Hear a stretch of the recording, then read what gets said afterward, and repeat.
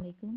आज हम केमिस्ट्री की जो न्यू एडिशन है क्लास 9 के लिए उसके फर्स्ट चैप्टर की स्टडी करेंगे और उसका जो फर्स्ट चैप्टर है उसका नेम है कि नेचर ऑफ द स्टडी।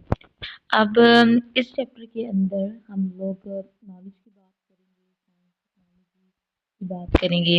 उससे पहले मैं इस टॉपिक को जो है वो बुक से भी दिखाऊंगी आपको कि बुक जो है वो सॉफ्ट फॉर्म में अवेलेबल है, लेकिन अभी जो है वो ऑफिशियली तौर पर जो है स्कूल्स वगैरह में अवेलेबल नहीं है और ना ही मार्केट पे, लेकिन सॉफ्ट फॉर्म में जो है वो गवर्नमेंट की तरफ से आ गई हुई है बुक। तो केमिस्ट्री का फर्स्ट चैप्टर जो है वो नेचर ऑफ साइंस है। इस दफ़ा जो है वो केमिस्ट्री में आपके पास 17 चैप्टर्स होंगे। तो इंशाल्लाह इन 17 चैप्टर्स की वीडियोस जो हैं वो आपको के लेक्चर्स जो हैं वो आपको इस चैनल पर अवेलेबल होंगे। तो स्टार्ट करते हैं। फर्स्ट लेक्चर है। फर्स्ट लेक्चर में हमारा जो टॉपिक फर्स्ट है वो नॉलेज के बारे में है और नॉलेज की आगे से 3 कैटेगरीज हैं उनके बारे में है। तो आपको जैसा कि सामने पता चल रहा है कि इसके अंदर जो पूरा टॉपिक है वो पैराग्राफ की फॉर्म में है। इसमें साइंस की डेफिनेशन है, साथ में उसके कुछ एग्जांपल्स हैं और उधर एक टेबल बनाया हुआ है जिसके अंदर डिफरेंस बताया हुआ है साइंस, टेक्नोलॉजी और इंजीनियरिंग का। तो इसको और ज़्यादा अच्छा बनाने के लिए मैंने इससे कुछ नोट्स प्रिपेयर किए हैं। तो हम लोग इस लेक्चर को जो है वो स्लाइड से जो है ना वो समझेंगे। तो फर्स्ट लेक्चर है।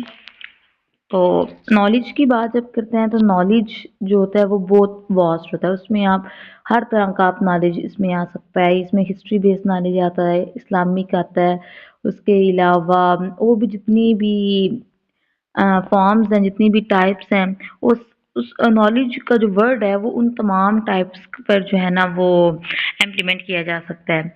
तो लेकिन यहाँ पर हम जो है वो नॉलेज की 3 बेसिक कैटेगरीज पढ़ेंगे।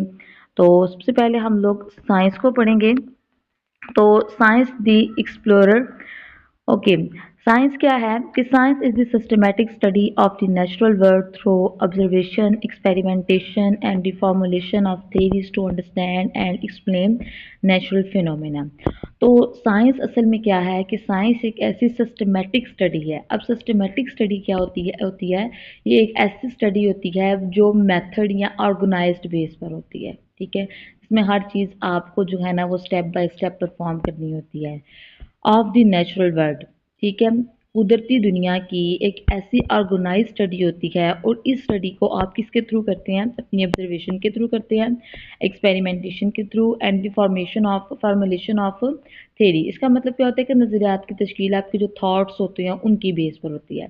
To understand and explain natural phenomena, ठीक है, क्या करते हैं सबसे पहले आप स्टडी करते हैं नेचर को किस बेस पर, सिस्टमेटिक बेस पर, किसके ज़रिए, ऑब्जर्वेशन के ज़रिए, एक्सपेरिमेंट के ज़रिए एंड थीरीज के ज़रिए। टू अंडरस्टैंड समझने के लिए और बयान करने के लिए नेचुरल फिनोमेना को, नेचुरल जो फिनोमेना होता है उसको समझने के लिए और उसको बयान करने के लिए आप क्या करते हैं, सिस्टमेटिक स्टडी ऑफ नेचर करते हैं। तो ये हमारे पास साइंस होती है। साइंस ये है कि हम अपनी दुनिया की नेचर की स्टडी जो होती है वो सिस्टमेटिक बेस पर करते हैं। किसके ज़रिए, ऑब्जर्वेशन के ज़रिए, एक्सपेरिमेंटेशन के ज़रिए एंड फॉर्मुलेशन ऑफ थ्योरीज के ज़रिए। अब नेक्स्ट इसके एग्जांपल्स हैं कुछ। फर्स्ट एग्जांपल जो है वो है for example Galileo Galilei did not simply build a telescope technology. He used it to observe elastical bodies, leading to groundbreaking discoveries about planetary motion. Okay, ये एक साइंटिस्ट है जिन्होंने टेलीस्कोप को सिर्फ इसलिए बिल्ड नहीं था किया कि वो उसको इस्तेमाल करें, लेकिन उन्होंने इसे इसलिए बिल्ड किया था ताकि वो इलास्टिकल बॉडीज को जो है ना वो ऑब्जर्व कर सकें। अब इलास्टिकल बॉडीज क्या होती हैं, जिन्हें हम आसमानी अजसाम बोलते हैं। यहाँ पर इसकी पिक्चर होगी, ये सारी इलास्टिकल बॉडीज आती हैं। ठीक है, अब इलास्टिकल बॉडीज को ऑब्जर्व करने के लिए and leading to break down the discoveries about the और उनकी प्लानिटरी मोशन, जो सियारे हैं, ठीक है, जो हला के अंदर या स्पेस के अंदर जितने भी प्लानिटरी हैं, जितने भी सियारे हैं, उन सब की मोशन को ऑब्जर्व किया है इस बंदे ने। मतलब ये है कि टेलीस्कोप को इन्वेंट तो कर दिया, लेकिन उसको जस्ट इन्वेंट नहीं था करना, उसको सिर्फ बिल्ड नहीं था करना, बल्कि उसको जो था वो इलास्टिकल बॉडीज को ऑब्जर्व किया, और ना सिर्फ उनको ऑब्जर्व किया बल्कि उनकी मोशन के बारे में भी इसने जो है ना वो डिस्कवरीज की थी।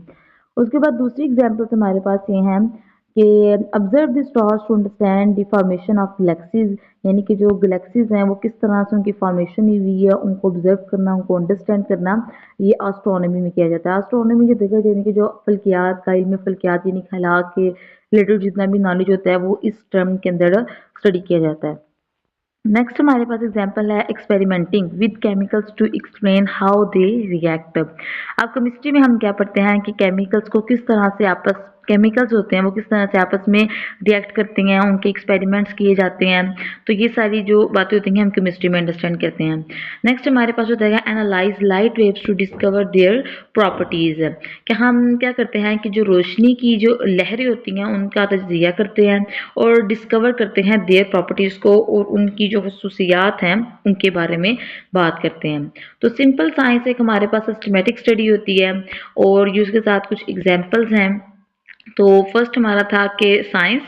अब नेक्स्ट जो है हमारे पास पॉइंट है वो है टेक्नोलॉजी। टेक्नोलॉजी है, इसकी डेफिनेशन पढ़ते हैं सबसे पहले। It is the application of scientific knowledge to create particular solutions and innovations. Skilled engineers transfer scientific knowledge into tangible tools and applications. They design, develop, and test these innovations consistently, refining them to improve our lives. सबसे पहले देखें, हमने जब knowledge पढ़ा तो knowledge में हमने science पढ़ी, साइंस के बारे में सबसे पहले टर्म साइंस पढ़ी, और अब जो सेकंड टर्म है वो टेक्नोलॉजी है। सबसे पहले एप्लीकेशंस ऑफ साइंटिफिक नॉलेज, ऐसा नॉलेज जो साइंटिफिकली बेस कर रहा हो, ठीक है। To create practical solutions and innovations, ठीक है। यहाँ जो टर्म इनोवेशंस है, इन्वेंशन और इनोवेशन, इन दोनों वर्ड्स में डिफरेंस होना बहुत ज़रूरी है। इन्वेंशन क्या होता है, किसी चीज़ का नए सिरे से इजाद करना, वो चीज़ जो ऑलरेडी एग्जिस्ट ना कर रही हो, ठीक है। और इनोवेशन क्या होगा, इनोवेशन ये होती है कि एक चीज़ जो ऑलरेडी इजाद तो हो चुकी होती है, लेकिन उस चीज़ को और पहले से बेहतर बनाना, उसमें थोड़ी बहुत चेंजिंग्स करना, ठीक है। इन्वेंशन एक चीज़ का नए तरीके से इजाद होना, और इनोवेशन, इनोवेशन वो होगी जो इन्वेंट हो चुकी होगी चीज़, उसमें थोड़ी बहुत चेंजेस करना और उसको और बेहतर बनाना, ठीक है। तो स्किल्ड इंजीनियर्स जो होते हैं वो क्या करते हैं, जो साइंटिफिक नॉलेज होता है उसको यूज़ करते हैं और उसको ट्रांसफ़र करते हैं टेंजिबल टूल्स के अंदर एंड एप्लीकेशंस के अंदर, ठीक है। अब जब सबसे पहले आप वर्ड जब टेक्नोलॉजी सुनते हैं तो आपके माइंड में ये सारी गैजेट्स आते हैं, इलेक्ट्रिकल अप्लाइंसेस, होम अप्लाइंसेस जो होती हैं ये सारी आती हैं। देखिए, जब आपने अक्सर देखा होगा कि जब भी आप कोई इलेक्ट्रिकल अप्लाइंसेस लेते हैं या कोई मशीन वगैरह लेते हैं तो उसके साथ आपको एक छोटी सी बुक दी जाती है। उसके अंदर सारा तरीकाकार आपको बताया होता है कि इसको ऐसे ऐसे यूज़ करना है, और पूरा प्रोसेस अपना पूरा स्केड्यूल उन्होंने दिया होता है कि ये प्रोडक्ट जो है वो किस तरह से आप यूज़ कर सकते हैं। ऐसे ही सबसे पहले किसी भी चीज़ को बनाने से पहले या उसको स्टार्ट करने से पहले हमेशा उसके बारे में नॉलेज गेन किया जाता है, फिर उसको टूल्स में या एप्लीकेशंस में कन्वर्ट किया जाता है। देखिए, यहाँ पर उन्होंने कहा कि दे डिज़ाइन, जो स्किल्ड इंजीनियर्स होते हैं वो पहले उसको डिज़ाइन करते हैं, फिर डेवलप करते हैं, और डेवलप करने के बाद उस चीज़ पे टेस्ट वगैरह किए जाते हैं उस इनोवेशन के ऊपर, और फिर उसको consistently refining them to improve our lives, और फिर उस गैजेट को या उस अप्लायंसेस को जो है वो हमारी रोज़मर्रा ज़िंदगी को और बेहतर बनाने के लिए इस्तेमाल किया जाता है। यहाँ पर एग्जाम्पल्स है, for example based on the understanding of electromagnetism, engineers develop MRI machines, revolutionising medical imaging technology. ये जो इलेक्ट्रोमैग्नेटिज्म है ये फिजिक्स की ही एक टाइप है, और यहाँ पर क्या है कि जो इलेक्ट्रोमैग्नेटिज्म जो इंजीनियर्स हैं उन्होंने MRI मशीन को डेवलप की है। अब ये MRI मशीन किस तरह से होती है ये मैं आपको दिखाती हूँ। ये देखें, ये इस तरह से एक मशीन होती है, ठीक है। अब ये जो है ये मेडिकल के जो है ना वो प्रोफेशन में ये यूज़ की जाती है, और इसने जो है ना वो रेवोल्यूशनाइजिंग का मतलब होता है इनकलाब बर्पा किया, ठीक है। ये जैसे अगर आप देखें ना आपकी बॉडी के किसी पोर्शन की अगर हड्डी टूट गई तो उसके एक्सरे किए जाते हैं। इसी तरह से जो माइंड की किसी चीज़ से रिलेटेड कोई पोर्शन खराब हो गया तो उसको देखने के लिए हम एमआरआई यूज़ करते हैं। ये वर्ड आपने रूटीन लाइफ में भी यूज़ किया होगा, एमआरआई करवाई है इस तरह से। है अदर एग्जांपल्स इंक्लूडिंग है building telescopes to study distant galaxies based on the astronomical knowledge।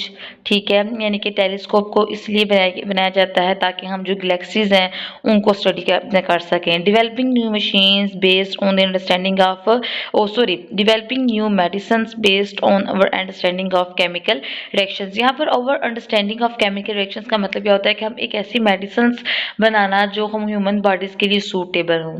Creating laser based on the science of the light behaviour, यानी कि लाइट की बेस पर आप न्यू जो है वो लेजर्स को क्रिएट किया जाए। ये तक हमारे पास टेक्नोलॉजी। अब जो नेक्स्ट और लास्ट टर्म है हमारे पास वो है हमारे पास इंजीनियरिंग। ओके, इंजीनियरिंग क्या है इसकी डेफिनेशन पढ़ते हैं सबसे पहले। Engineering is the application of scientific and technological knowledge and mathematical principles to design and build system structures devices and process that address specific problems or meet desired objectives। ठीक है, इसको सिंपल फॉर्म में हम ये समझते हैं कि engineering जो होती है वो साइंस, टेक्नोलॉजी, टेक्नोलॉजिकल नॉलेज और मैथमेटिकल प्रिंसिपल्स इन तीनों को यूज करती है।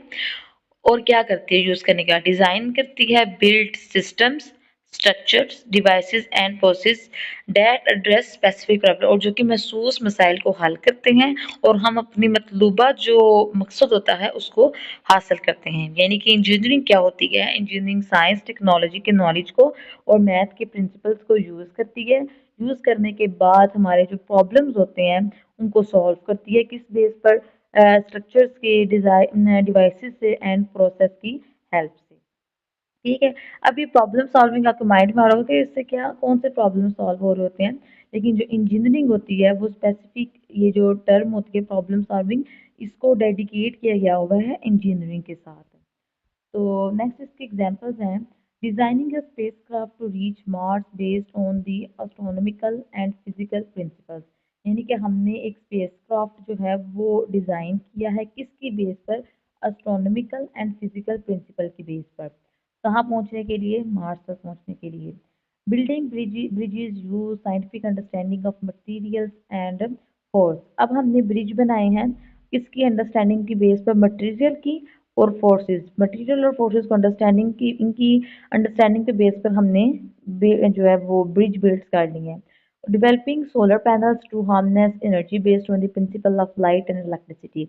प्रिंसिपल ऑफ, अच्छा, अब यहाँ पर हमने लाइट और इलेक्ट्रिसिटी के प्रिंसिपल्स को अंडरस्टैंड किया जिसकी वजह से हमने सोलर पैनल जो है वो डेवलप किए हैं। लास्ट में हम इन तीनों का जो है वो डिफरेंस पढ़ेंगे और ये बहुत इंपॉर्टेंट है, ये शॉर्ट क्वेश्चन में भी आ सकता है। वैसे तो इसकी सिंपल भी आपको 2 मार्क्स की डेफिनेशन पूछी जा सकती है और साथ उसके एग्जांपल्स आप दे सकते हैं, लेकिन ये डिफरेंस भी पूछा जा सकता है। तो अच्छा, अब इस पे एस्पेक्ट्स, इसके 3 एस्पेक्ट्स बताएगी मैं। पहला फोकस है, प्रोसेस है और आउटपुट है। आउटपुट मतलब कि हमें वापसी जो है वो क्या मिलता है, और प्रोसेस जो अमल पूरा हो रहा होता है। फोकस किस बात पर जोर दिया गया होता है।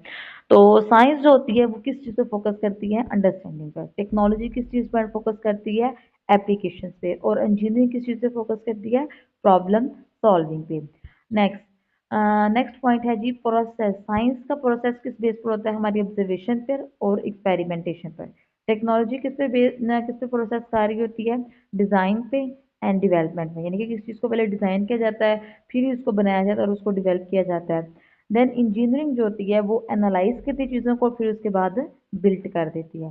ओके, अब साइंस से हमें क्या चीज़ आउटपुट में मिल रही है? हमें नॉलेज मिल रहा है। टेक्नोलॉजी से हमें क्रिएटिव टूल्स मिल रहे हैं, यानी कि नए नए एप्लीकेशंस वगैरह हमें मिल रही हैं। और इंजीनियरिंग से हमें क्या मिल रहा है कि हम बिल्ड करते हैं सॉल्यूशंस को। ये था आज का लेक्चर और आई होप सो आप सबको इसकी समझ आ गई होगी। अगर कहीं किसी पॉइंट पर कोई बात नहीं समझ आई तो आप लोग कमेंट बॉक्स में जो है वो पूछ सकते हैं। देन इसके बाद आप सब ने इस चैनल को लाइक सब्सक्राइब और शेयर लाजमी करना है अगर आप लोग चाहते हैं कि पूरी जो इस सारे चैप्टर्स हैं वो 17 चैप्टर्स के अगर आप वीडियो या लेक्चर सुनना चाहते हैं तो आपने लाइक ज़रूर करना है।